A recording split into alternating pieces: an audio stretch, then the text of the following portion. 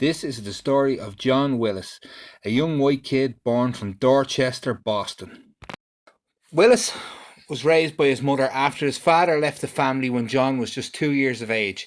It was suspected that the father worked for the Irish mob in relation to collecting money and was originally a carpenter, however, had fallen ill of a local gangster after he broke his jaw and was told he had to leave. It is believed that Willis's father left and went to move to Nebraska. Willis was born on May 11th, 1971, in the stronghold area of James Whitey Bulger. Willis grew up and had a tough upbringing. After his father had left, his mother was diagnosed with diabetes, eventually losing two of her legs, and Willis would end up becoming her primary carer, bathing and showering her as well as looking after her. Upon reaching the age of 14, John tragically lost his mother. This wasn't the first tragedy, as John had lost family siblings prior to this. John turned to the gym and started using steroids and bulked up as a way of coping with the loss. Upon doing this, John ended up turning to work as a bouncer. He was prone to violence and known around the area for constantly getting into fights. This was perhaps something that he had inherited from his father. John was devastated by the loss of his mother and would regularly get in fights as a way of expressing his anger and loss. John eventually took a job as a bouncer at a bar in Boston, frequented by Chinese crime figures. While working there, Willis intervened in a fight one night on behalf of a Chinese gangster that was being harassed by a Korean gangster. Vaping John Joe, as thanks to John, gave him a card with his number written on it and told Willis, "If you ever need anything, let me know." Willis soon after was broke and needing a place to stay. His sibling sister would not answer the door to him. Willis found the number. It was upon that he was taken to a Chinese gang named Ping Ong, and he was accepted as one of theirs. This was a sign that John had started to be accepted into the Chinese community. The man who he had helped was head of the crime family there. John was accepted in and soon learned Cantonese. He did this originally to try and get close to the women who he found attractive. John later on in life would marry a Vietnamese girl and have a child. John, however, would always consider the Ping Ong or the Chinese that accepted him first when he had no one else to turn to as his family.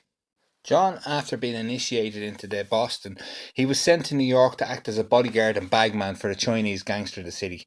While in New York, Willis began to learn more Chinese and ways and eventually became fluent. His language skills were crucial to his rise within the Chinese organised crime hierarchy. Willis eventually also learned Vietnamese thanks to his partner. In the 1990s, Willis returned to Boston for work with a mid-level gangster named Bei Ming. However, Chinese turf war soon broke out and resulted in Bei Ming being the most important gangster left standing in Boston's Chinatown. Willis, by virtue of being his second in command, saw his status within the organised crime family soar to a high level. Through his association with the Chinese crime family, Willis was convicted and jailed for extortion. And then in 2000, he received a 5-year sentence for dealing heroin. Willis, like so many criminals, used his time in prison to make connections, and he organised an Oxycontin trafficking ring from all the way from Florida to Massachusetts. And upon his release from prison, he became heavily involved in drug dealing and money laundering. This went against the wishes of the Chinese organised crime peers.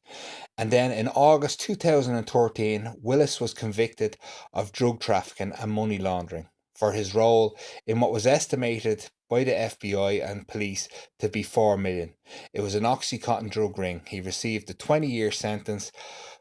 Willis is currently serving his sentence at Canine USP with a projected release date of the 6th of the 10th, 2028. However, Willis would deny that the ring was only estimated to be making 4 million.